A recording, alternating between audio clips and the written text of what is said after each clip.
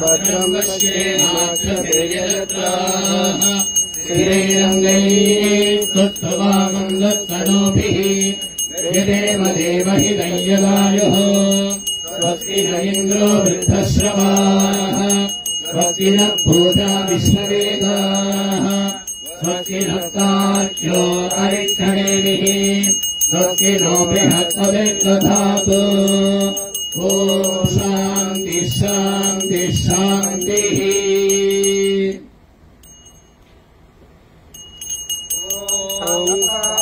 धर्मस्य सर्वधर्मस्वरूपे अवतारवरिष्ठाय रामकृष्णाय ते नमः।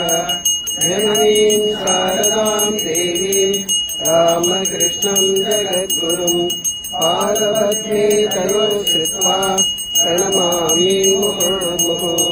नमः श्रीरतिराजाय विवेकानन्दसूरये सच्चित्सुखस्वरूपाय स्वामिने तापहारिणे कालिन्द्रे पुल्लकमले माधवेन क्रीडारदः ब्रह्मानन्द नमस्तुभ्यं सद्गुरो लोकनायक योगानन्द प्रेमानन्द कान्ये वयेश वासदा रामकृष्ण गतप्राण सर्वां तां प्रणमाम्यहम् सर्वां तां प्रणमाम्यहम्।